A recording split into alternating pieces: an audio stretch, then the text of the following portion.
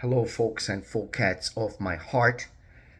This is actually going to be a limited series, so I'm walking a little bit away from particularly the NBA or particularly soccer to talk about my Sourpuss Olympic thoughts and some more.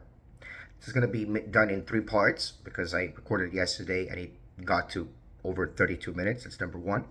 And other details that I prefer not to mention. Today I'm just trying to do this with a little bit more script and structure and start and divide the videos in topics. So topic number one really is that generic topic about the Olympic Games. So Olympic Games are intertwined with my identity in sports ever since I was a child, right? But these games, they have produced amazing moments throughout the years, throughout the decades, as well as recognition of the superhuman abilities of many athletes, but more on that later. It was during the Olympic Games that Adolf Hitler witnessed African American Jesse Owens win not one, but four golds for USA track and field, still considered today, to this day, one of the greatest athletes in track and field history. Jesse Owens, at the time dubbed the fastest man alive. The Olympic Games never stopped wars, but wars have stopped them. Summer Games three times, and twice Winter Games, all of that during World Wars. There was one edition that was postponed, the one from 2020, that got to be played later on, right, as we experienced it, because of the pandemic. So the Olympic Games are affected by the world more than they affect them. You can also remember with bitterness the terrorist attacks against the Israeli delegation in the games in Germany in the 80s, and many other amazing and impressive moments.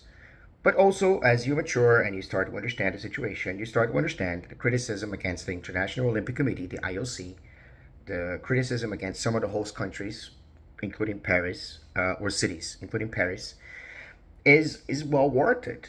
The IOC is indeed a corrupt entity. The countries that host and they get to the cities, those cities tend to be extremely corrupt.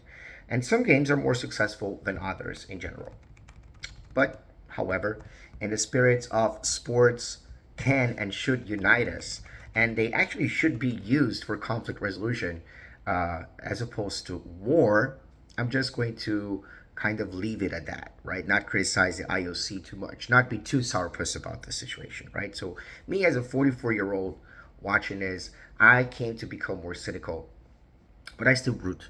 And it's funny that I root more for Brazil than for the USA because this is where I grew up. This is where my identity of sports were formed, even though really I am very happy of the US athletes that got to the Olympics. But the 2024 edition was very characteristic of the post explosion of fake news era.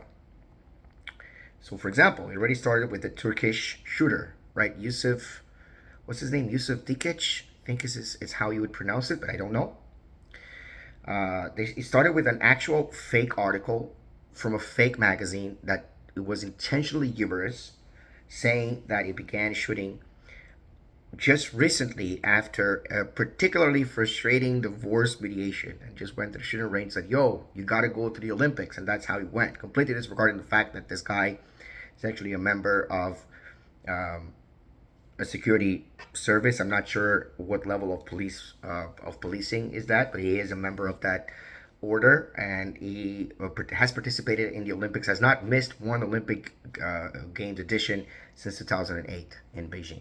By the way, that's also a remarkable thing to remember that Beijing was the first one that I can remember that faked the amount of artwork and fireworks that were happening at the opening and closing ceremonies. It was just ridiculous. Plus, there's so many other things involving the Olympics that are fascinating. But in this one, it started with the fake news with this guy that a lot of media channels actually, well, more fringe media, of course, kind of ran with it, and a lot of people to this day actually believe that version, even though okay, the memes are coming out more like yeah, it was probably the equivalent of the CIA in Turkey or something like that, and that's why it did so well. But yeah, it didn't get the gold because otherwise it would have been too obvious.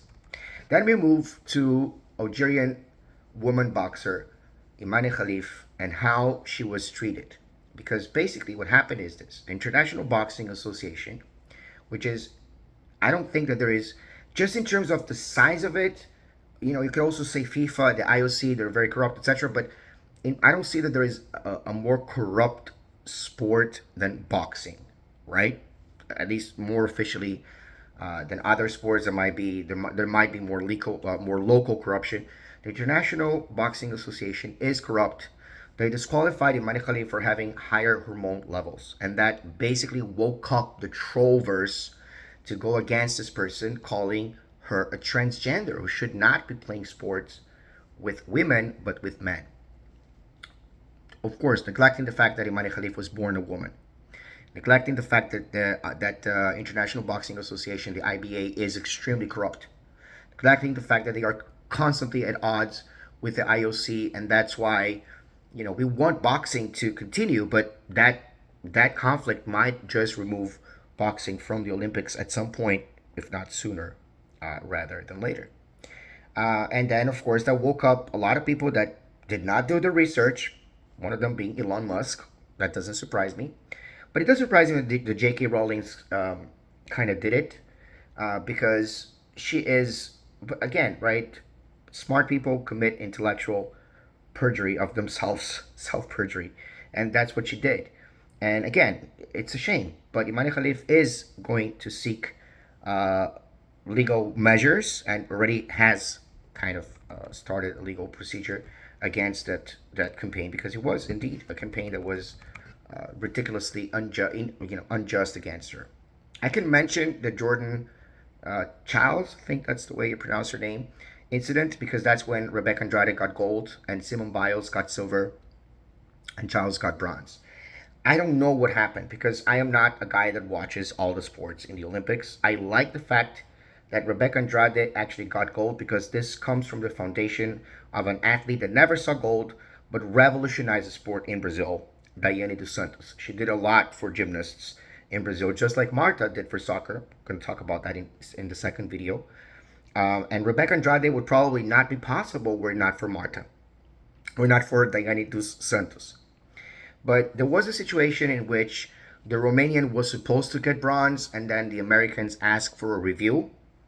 So who asked for the review first? It was the United States. Then the judges granted that review, United States, and then they striped that review from the United States because of 4 seconds, because they had to submit that request for review within a minute, and they submitted it within a minute and 4 seconds. And I guess that the eventual result could be something that is because it bothered them, but I don't think that people grasp the fact that even in Olympic politics, having an all African American podium is something that is great marketing for the IOC.